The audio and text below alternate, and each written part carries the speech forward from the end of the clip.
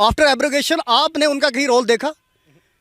आप जिनकी रेफरेंस दे रहे हैं वही लोग तो जो तंजीम को चला रहे थे वो छोड़ के भाग गए। वो कौन से लीडर थे उनके? इससे जाहिर ये होता है कि वो दगाबाज थे, उन्होंने दगाबाजी की सियासत किया और लोगों के साथ धोखा किया है। एजुकेशन सेक्टर की बात करेंगे।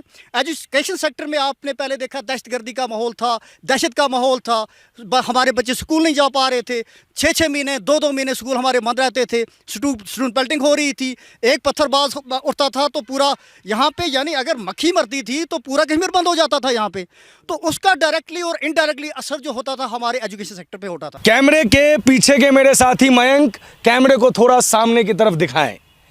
एक विशाल चोटी जिसके ऊपर लहरा रहा है विजय विश्व तिरंगा। सामने शंकराचार्य जी का टेम्पल। इस वक्त हम मौजूद हैं केंद्रीय विद्यालय में और सामने नजर आएगा आईनॉक्स। 33 वर्ष बाद जब कश्मीर में पहला सिनेमा हॉल खुला तो लोगों ने पूछा इसकी क्या आवश्यकता है, क्या जरूरत है। तब कई लोगों ने उनसे पूछा कि अगर आवश्यकता नहीं थी, जरूरत नहीं थी, यह कोई पब्लिक स्टेटमेंट नहीं था, तो आपने 33 वर्षों में यहां की जनता को आर्ट और कल्चर से मरहूम क्यों रखा? क्यों यहां के लोग मेन स्ट्रीम का पार्ट नहीं बन पाए? तारीख 5 अगस्त 2023। फ्लैशबैक में चलिए। 5 अगस्त 2019 को संसद का सत्र चल रहा था, अमित शाह भाषण दे रहे थे, पूरा देश हिल चुका था। किसी ने कल्पना नहीं की थी कि 370 जिसको लेकर 70 सालों से बहस चली जा रही है, उसके ऊपर फुल स्टॉप सिर्फ एक राष्ट्रपति के आदेश से लग जाएगा। और उसके बाद के बयानों को भी याद कीजिए, और उसके पहले के बयानों को भी, कि 370 अगर हट गया तो घाटी में कोई तिरंगा लहराने वाला नहीं मिलेगा। एक दफा फिर कैमरा घुमा दीजिए। पहाड़ी तिरंगा खुद ब खुद लहरा रही है। मेरे साथ कुछ लोग हैं, ये बताएंगे कश्मीर की स्थिति के बारे में, कितना बदला, कितना बदलना बाकी है। सर, आपका नाम? मेरा नाम एडवोकेट अल्ताफ है, मैं गांधरबल से हूँ। क्या बदला है 370 के बाद? देखिए, 2019 के बाद बहुत कुछ बदला। जैसे आप खुद देख रहे हैं, ये आपके बिल्कुल बैक साइड में सिनेमा 34 साल के बाद खुला। यहाँ इसी महीने में ट्रेन जो कन्याकुमारी से कश्मीर तक वो ट्रेन, वो भी इसी महीने में उसका उद्घाटन हो जाएगा। हमारे माननीय प्रधानमंत्री जी करेंगे। बहुत जो देखने को मिला 5 अगस्त 2019 के बाद डेवलपमेंट, कई सारे प्रोजेक्ट्स, बड़े बड़े प्रोजेक्ट्स जो 2019 के बाद अभी तक वो बन रहे हैं। नया कश्मीर आपको देखने को मिल रहा है। डेवलपमेंट पीक पे है। आज जम्मू कश्मीर तरक्की की राह पे है। पहले क्यों जम्मू कश्मीर को तरक्की से दूर रखा गया? देखिए, ये गिने चुने लोगों के पास ये पावर था, गिने चुने मंत्रियों के पास पावर था, उनके बेटों के पास पावर था, उनके बेटियों के पास पावर था। आज पावर आम नागरिक के पास है। आज पावर एक गरीब इंसान के पास है। आज पावर एक महिला के पास है। आज इक्वलिटी है, आज जस्टिस है। एक चीज मुझे बताइए, कैसे कोई नेता इतना कॉन्फिडेंट हो सकता है कि वो ये बोल दे कि घाटी में कोई तिरंगा लहराने वाला नहीं मिलेगा? देखिए, देखो, आपने देखा होगा लास्ट ईयर कश्मीर जूरिस्ट जो एक ग्रुप है, लॉयर्स का ग्रुप है, हमने एक हिस्ट्री क्रिएट की। कश्मीर जूरिस्ट ग्रुप ने हर एक कोर्ट में हमने तिरंगा लहराया है। ये हिस्ट्री क्रिएट हमने की लास्ट ईयर से। बहुत कुछ बदलाव हुआ। 2019 के बाद सारा कुछ बदला। नया कश्मीर आपको जो देखने को मिल रहा है वो आज आपके सामने है। आप 2019 से पहले बात करें, कुछ नहीं था जम्मू कश्मीर में। अगर आज आप देखेंगे, डेवलपमेंट चारों साइड देखने को मिल रहा है। एक तरफ जब आप लोग इस तरीके की बातें करते हैं तो कुछ लोग जो कि तथाकथित रूप से कश्मीर के रिप्रेजेंटेटिव हैं, उनकी बात को ही कश्मीर की बात समझी जाती है। मतलब मैंने बोल दिया तो मतलब ये कश्मीर की बात है। वो कहते हैं कि प्रधानमंत्री नरेंद्र मोदी ने कश्मीरियों को दोयम दर्जे का, यानी कि सेकंड क्लास सिटीजन बना दिया। ऐसा बिल्कुल भी नहीं है। आज हर एक के हाथ में पावर है। 74 अमेंडमेंट सेंट्रल गवर्नमेंट ने किया, 73rd अमेंडमेंट। आज पावर हर एक के शख्स में है। आज इक्वलिटी है, आज जस्टिस है, आज प्रॉस्पेरिटी है। आज आप देख सकते हैं, आज आप लाल चौक 12:30 भी जा सकते हो, वहाँ शॉपिंग कर सकते। इससे पहले क्या होता था? 2019 से पहले 6 साढ़े 6 बजे दुकानें बंद हो जाती थी। मैं एक स्कूल में ही आया हुआ हूँ, केंद्रीय विद्यालय स्कूल है, देखिए आप, यहाँ पे हमें कुछ लोग मिले हैं, कहते थे कि 2019 के बाद जो है एजुकेशन सेक्टर में बड़ा रिफॉर्म आया है, अब बच्चों को दहशत के मारे स्कूल से बाहर नहीं जाना पड़ता या स्कूल बंद नहीं होते, इसकी क्या सच्चाई? देखिए 2019 से पहले आपने खुद भी देखा, हर एक जगह, हर एक डिस्ट्रिक्ट में, हर एक मोहल्ले में स्टूडेंट पेल्टिंग होती थी। आज आप देख लीजिए, कहीं स्टूडेंट पेल्टिंग नहीं हो रही है। आज हमारे बच्चे हर एक फर्स्ट से लेकर बराबर PhD तक खुले वातावरण में पढ़ रहे हैं। न कोई दिक्कत है, न दुकानें बंद हो रही हैं, न कोई हड़ताल है, न कोई कैजुअलिटी है। इससे बढ़कर क्या है? ठीक है, मैं आपके पास आऊँगा। सर, आपका नाम?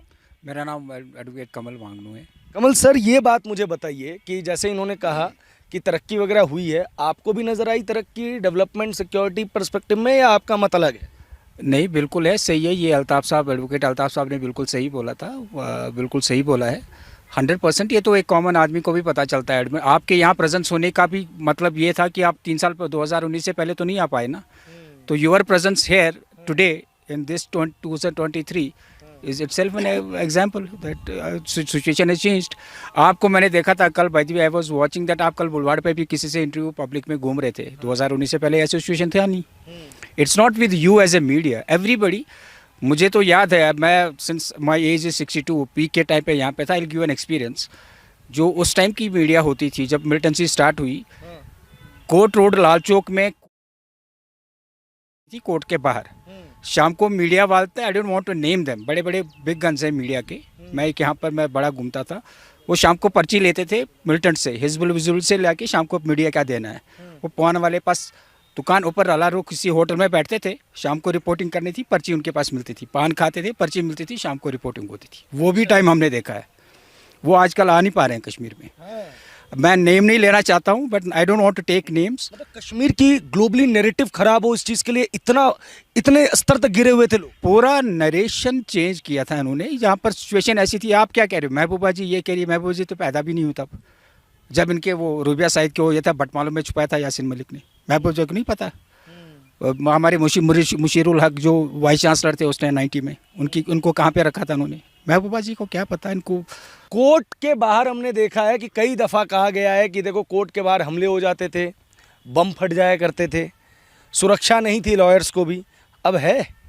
देखिए, सबसे पहले तो मैं आपको ये कहूँ कि जो तरक्की की बात आप कर रहे हैं, मैं थोड़ा सा ऐड करना चाहूँगा, 2-3 पॉइंट्स पे ऐड करना चाहूँगा कि 112 करोड़ का बजट यहाँ J&K का, कहीं बाहर के जो बड़े बड़े स्टेट हैं कहीं उनसे दुगना है।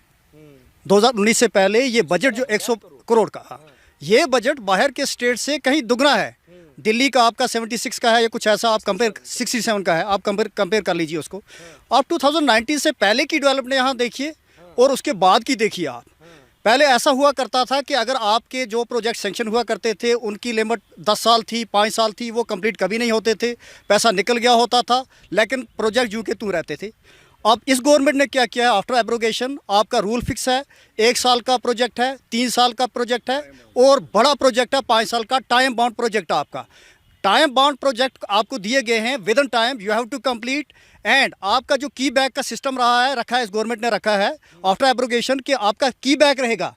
अगर आपके काम में कोई ख़राबी आती है, आपका 20%, 25% आपका पेंडिंग रहेगा 3 साल के लिए, 5 साल के लिए, ये मॉनिटर करने के लिए कि आपने काम सही तरीके से किया है या नहीं किया है। तो R&B सेक्टर को देखिए आप, टूरिज़्म सेक्टर को देखिए आप रेलवे सेक्टर को देखिए, हर लिहाज से हमारी तरक्की हुई। दूसरी बात मैं ये कहना चाहूँगा, पॉलिटिकल प्रोसेस के लिहाज से अगर आप देखेंगे जो हमारा यहाँ पॉलिटिकल प्रोसेस था, हम 73rd अमेंडमेंट और 74th अमेंडमेंट की बात करेंगे। यहाँ 2012 या 13 में गवर्नमेंट ने चाहा यहाँ उस टाइम के टेम्परेली एक इरादा किया कि हम 73rd और 74th अमेंडमेंट को यहाँ लागू करेंगे, अमेंडमेंट को, कॉन्स्टिट्यूशनल अमेंडमेंट जो थी, जो लाजमी होनी चाहिए थी, तो उसको अप्लाई करने की कोशिश की। यहाँ पे जो खानदानी राज के जो सियासतदान थे उन्होंने इसको ऑब्जेक्ट किया और इसको इम्प्लीमेंट नहीं होने दिया। यही चीज़ आपने देखी कि 2020 में यही DDC's इलेक्शन, BDC's इलेक्शन हुए और जो आपका पॉलिटिकल प्रोसेस था, जो आपके पॉलिटिकल पावर्स थे, जो लोगों की पार्टिसिपेशन थी, वो ये ग्रास रूट लेवल पे इस वक्त आपको नज़र आ रही है। जहां आपके 5 लाख का 2 लाख का बजट था DDC के पास, BDC के पास, सरपंच के पास, वही आप आज 1 करोड़ का बजट देख रहे हैं यहाँ। इसी तरह बाकी लिहाज से अगर आप देखेंगे, एजुकेशन सेक्टर की बात करेंगे, एजुकेशन सेक्टर में आपने पहले देखा दहशतगर्दी का का माहौल था, दहशत का माहौल था, हमारे बच्चे स्कूल नहीं जा पा रहे थे, 6-6 महीने 2-2 महीने स्कूल हमारे बंद रहते थे, स्टूडेंट पेल्टिंग हो रही थी, एक पत्थरबाज उठता था तो पूरा यहाँ पे, यानी अगर मक्खी मरती थी तो पूरा कश्मीर बंद हो जाता था यहाँ पे। तो उसका डायरेक्टली और इनडायरेक्टली असर जो होता था हमारे एजुकेशन सेक्टर पे होता था। तो इस वजह से हमारे जो बच्चों ने उस लिहाज से जो कुर्बानियाँ दी हैं और जो उनका नुकसान हुआ है, उसकी तलाफ़ी मुझे लगता है कि आफ्टर एब्रोगेशन हुई है और आने वाले वक्त में इंशाल्लाह हो जाएगी। भाई साहब, लेकिन आपने कोर्ट की बात की, जो आपका मेन क्वेश्चन था, कोर्ट में हमारा ऐसा होता था कि भाई कोर्ट में अगर बाहर कुछ भी होता था, हमारे वैली के तमाम जो कोर्ट्स थे वो बंद हो जाते थे। डायरेक्टली या इनडायरेक्टली हमारे जो कोर्ट्स थे वो इन्वॉल्व थे, they were backed by the Hurriyat Conference. तो जो उनकी कॉल आती थी वो इम्प्लीमेंट हो जाती थी हमारे कोर्ट में। तो आज की डेट में ऐसा कुछ भी नहीं देख रहे हैं आप। हमारे डिस्ट्रिक्ट लेवल की बार हो, हमारे हाई कोर्ट की बार हो, हमारे बाकी जो भी बार से तहसील लेवल की, कहीं भी आपको वैसा माहौल नज़र नहीं आएगा। यही चीज़, मेरा सवाल जो यही था कि इन्फ्लुएंस हुर्रियत वगैरह का उस स्तर पे था कि उनके कहे बिना या उनके सोचे बिना कहते थे कि कश्मीर में एक पत्ता भी नहीं हिलता था। आज वो ध्वस्त हो गया। देखिए, मैं एक बात कहूँगा, जो लोग मिसगाइड कर रहे थे, आपने देखा होगा कि वही लोग मैदान छोड़ के लास्ट पे भागे। आफ्टर एब्रोगेशन आपने उनका कहीं रोल देखा? आप जिनकी रेफरेंस दे रहे हैं वही लोग तो जो तंजीम को चला रहे थे वो छोड़ के भाग गए। वो कौन से लीडर थे उनके? इससे जाहिर ये होता है कि वो दगाबाज थे। उन्होंने दगाबाजी की सियासत किया और लोगों के साथ धोखा किया है, उनको फ्रेम में रखा, धोखे में रखा और लास्ट पे उनका साथ नहीं दिया, लास्ट पे उनको तनहा छोड़ के भाग गए। तो नरेंद्र मोदी की सरकार ने कश्मीरियों के लिए काम किया। देखिए, नरेंद्र मोदी की सरकार हो, सेंट्रल गवर्नमेंट में कोई भी सरकार आए, वो खुश उसलूबी से काम करेगी। कश्मीर के और JNK की यूटी की डेवलपमेंट के लिए काम करेगी, प्रोग्रेस के लिए काम करेगी, प्रॉस्पेरिटी के लिए काम करेगी। We are hopeful that in coming days, in coming period, inshallah we'll explore new possibilities, we'll prosper and will be leading towards development। आपने जो अपना वक्तव्य दिया उसमें दो चीज़ों का जिक्र किया, कैजुअल लेबर्स का और टीचर्स का। जब इनको लेकर इस तरीके की चर्चा शुरू हुई तो आप ही के कश्मीर के जो कुछ तथाकथित बड़े नेता हैं, उन्होंने कहा कि ये सरकार एक गलत मंशा के तहत कर रही है, कश्मीर की डेमोग्राफी को डिस्टर्ब करना चाहती है। अब भाजपा वाले बाहर से बंदे लाकर चुनाव जीतना चाहते हैं, कश्मीरी तो उनके साथ है नहीं। देखिए, मैं एक छोटी सी मिसाल आपको दूंगा। यहाँ पे एक हमारे नेता साहब है, उन्होंने ये भी बोला था कि मैंने जी किसी चीफ मिनिस्टर के पास जाके कोई स्कीम खोली, इधर स्कूल खोले, वो खोले, ये किया, वो किया। खैर, मैं उस क्वेश्चन में नहीं जाना चाहता हूँ। अब बात देखने की ये है कि आपकी जो टीचर कम्युनिटी है, आपकी लेबर जो कम्युनिटी है, वो इस डिसीजन से खुश है या नहीं? उनकी फैमिली आबाद हुई है या बर्बाद हुई है? जो लोग पहले सड़कों पे होते थे, जो अपनी डिमांड को लेके सरकार के पास जाते थे, सरकार उन पे डंडा चलाती थी उल्टा, वही लोग आज इस फैसले से बेनिफिट ले रहे हैं। तो आप खुद ही सोच सकते हैं कि ये बेनिफिशियल डिसीजन था या फिर अगेंस्ट था। अच्छा, POK को लेकर आप लोगों का क्या रुख है? वैसे तो पूरा इंडिया एक्साइटेड रहता है कि POK चाहिए, आप लोगों का क्या रुख है? देखिए जनाब, ये हम कहते हैं वो कश्मीर का हिस्सा है। जो अगर कोई हिस्सा होता है, जैसे अगर कोई हिस्सा है, वो कहते हैं ना हार्ट है, बॉडी में जो हार्ट है ना, वो दिल की धड़कन है। धड़कन हमें ज़रूरी है। जब दिल नहीं होगा तो बॉडी उसके उसके दिल के बना कुछ नहीं है, तो वापस चाहिए। बिल्कुल। क्या लगता है कि ये जो गवर्नमेंट है, जैसे भाई साहब ने कहा अभी विल, आप ही ने कहा था, इसके अंदर वो विल है कि ऐसा कुछ कर पाए? देखिए जनाब, है क्यों नहीं है। हमने कभी भी ऐसा नहीं सोचा था। हमने स्टूडेंट एक्टिविज़म कश्मीर यूनिवर्सिटी में, मेरे भाई तौसीफ भी साथ थे, 2014 में we started student activism Kashmir university, student association हमने बनाई है। मुझे याद है तब लोग डर रहे थे, जुड़ नहीं रहे थे, और हम सोच रहे थे अपनी जगह के 2-4 लोग हम एक्टिविज़म कर रहे थे। हम सोच रहे थे यार कोई कब कश्मीर कब बदलेगा, ये कश्मीर ऐसा भी होगा जब हम खुशी से तिरंगा लहराएंगे। क्या अब के वो दिन आएंगे? तो मोदी साहब की गवर्नमेंट में वो चीज़ें भी आई। आज खुल कर के हम देख रहे हैं ये चीज़। पहले तिरंगा लहराने में डर लगता था। ऐसा माहौल यहाँ पे मिसलीड किया ना। यहाँ पे 3 खानदानों ने हुकूमत करके, नेशनल कॉन्फ्रेंस, मुफ्ती ख़ानदान, अब्दुल्ला ख़ानदान और गांधी ख़ानदान, जिन्होंने पूरा सिस्टम को ना होल्ड करके रखा था। स्टोन पेल्टिंग भी यही लोग करवाते थे, हालात भी यही लोग ख़राब करवाते थे, किलिंग भी यही करवाते थे। वो चीज़ें तो नहीं हो ना। धारा 370 के बाद कोई किलिंग तो नहीं हुई ना। और यही तीनों मिलकर नया एक गठबंधन बना रहे हैं जिसका नाम I.N.D.I.A है। कुछ नहीं है। इनको जवाब लोकल बॉडीज़ इलेक्शन में आ रहे हैं। जो हम जैसे यूथ आ रहे हैं उसमें, एक गरीब तबके से